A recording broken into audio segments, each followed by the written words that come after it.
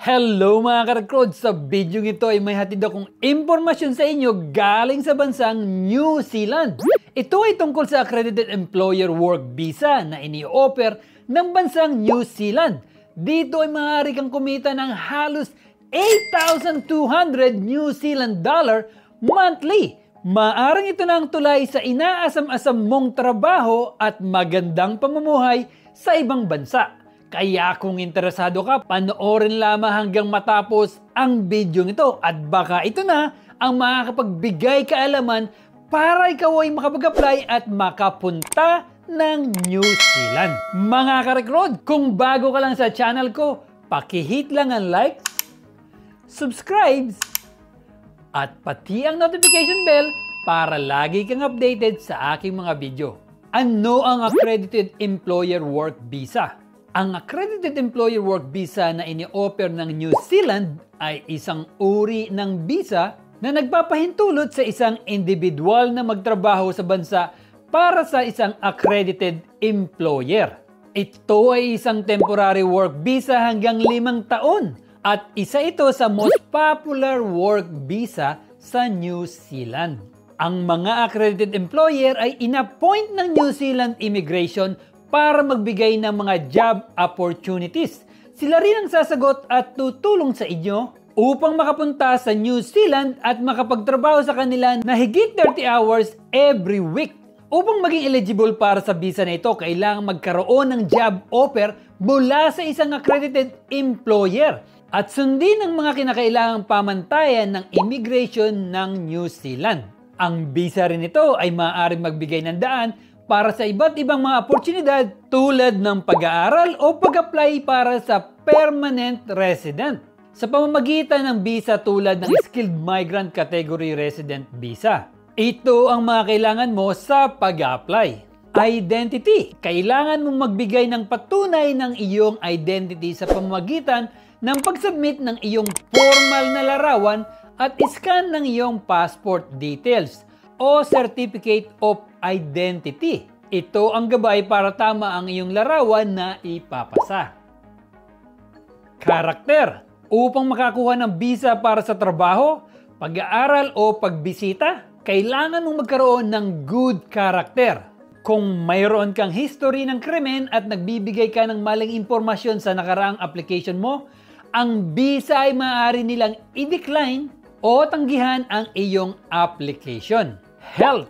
Kailangan mo magkaroon ng magandang health record ng iyong kalusugan. Dahil isa rin ito sa tinitignan nila kung ikaw ba ay may kakayahan pa na magtrabaho. Genuine intentions. Tinitignan rin ng immigration kung ano ang intensyon mo sa pagpunta ng New Zealand. Maaari rin nilang i-deny ang iyong application kapag hindi tugma ang iyong intensyon na binigay sa kanila. New Zealand Job Offer. Kailangan mo muna magkaroon ng job offer galing sa isang accredited employer na binigyan ng permiso ng New Zealand. Dapat ang job offer mo ay nakalagay na 30 hours ka magtatrabaho sa loob ng 1 linggo. Qualification and experience. Dapat ikaw ay qualified, may work experience at mga skills na kailangan sa trabahong inaalok sa iyo. Para ito ay mapatunayan, kailangan mo magpakita ng ebidensya sa kanila ng original or certified copies of your qualifications and evidence sa New Zealand Qualification Authority na magsusuri sa mga qualifications mo. Occupational registration. Sa New Zealand, may iilang trabaho na kailangan mo mag-register muna bago ka makapag-apply ng visa. Maaari mong makita ang listahan mga trabaho kung kailangan mo pang mag-register dito o hindi na. Makikita sa link na ito ang mga listahan, contacts at sa anong website ka pupunta. Ito naman ang step by step kung paano mag-apply. Step 1. Get a valid job offer mula sa accredited employer. Ang mga accredited employer ang mag-o-offer ng maaari mong maging trabaho sa New Zealand. Kailan kanila bibigyan ng job offer, job description at employment agreement. At magbibigay sila ng mga dokumento na kailangan mo sa pagproseso sa pagpunta ng New Zealand. Step 2. Complete the online application form. Kapag ikaw ay napili ng isang accredited employer, magsisend sila sa iyo ng email address ng link kung saan ka mag-apply online ng visa application mo. I-upload mo o isasubmit mo ang mga dokumentong kailangan nila. Step 3. Pay the required fees. Kailangan mong bayaran ang immigration cost na 750 New Zealand dollar o mahigit na 25,723 pesos. Ito ay charge fee sa New Zealand Immigration para sa pagproseso ng application mo. Ang processing time nito ay maaring aabot ng 7 weeks.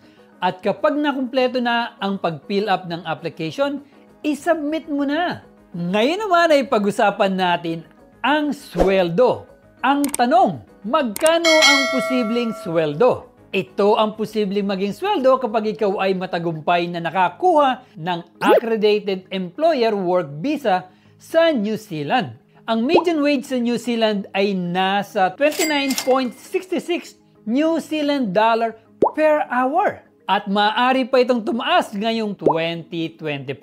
Ang average salary sa New Zealand ay 8,200 New Zealand dollar per month o mahigit na 200,000 in peso at 97,300 New Zealand dollar bawat taon. Sa Wellington naman, ang average salary bawat taon ay 82,407 New Zealand dollar o katumbas na 2,800,000 in pesos. At sa Auckland naman ay 75,086 New Zealand dollar bawat taon o katumbas na 2.4 million in pesos. Dahil napag-usapan natin ang sweldo, sigurado nag-iisip kayo kung saan makakita ng mga accredited employers. Bisitahin lang ang mga website nito at humanap ng accredited employers na maaaring mag-offer sa iyo ng trabaho. Kapag may nakita ka ng gusto mong applyan, maaari mong i-check sa website nito ng New Zealand Immigration. Dito mo malalaman kung ang employer mo ay accredited employer by the New Zealand Immigration. Dito ay kailangan mo lang ilagay ang New Zealand business number at ang company name o trading name sa link na ito. Ito ang ilan sa dapat mong tandaan kapag ikaw ay may balak na mag-apply para sa accredited employer work visa ng New Zealand. Dapat magpasa ka sa tamang oras o araw dahil maaari nila itong kanselahin o baka matagalan ang pagproseso nila sa iyong application. Siguraduhin mo na ang iyong employer ay mag-o-offer sa iyo ng New Zealand median wage. At kapag hindi mo nakita sa listahan ng accredited employers ang iyong gustong applyan, huwag mo nang ituloy pa. At higit sa lahat, mag-double ingat sa pag-apply dahil marami na ang manloloko at scammer sa panahon ngayon. At yun lamang po mga ka-recruits, sundin lamang ang mga steps na kailangang gawin sa paghahanap ng accredited employer. I-submit ang mga tamang documents at huwag magpapatay-patay na dahil napakaraming naghahanap ng trabaho ngayon at baka malampasan ka pa. Kung sa palagay mo na ang iyong experience at kakayahan ay pwede sa mga trabahong ini-offer ng mga accredited employers, siguradong malaki ang chance mong makakuha ng trabaho sa New Zealand. Isa itong malaking oportunidad na maaring makapagbabago ng iyong buhay. Sana ay maging gabay ang bidyong ito upang makakuha ka ng pinapangarap na trabaho sa New Zealand na magpapabago at magbibigay ng magandang buhay sa hinaharap. Mga ka-recruit, kung nagustuhan mo ang bidyong ito, mag-comment lang below. Para sa napakagandang playlist, pindutin lang po dito.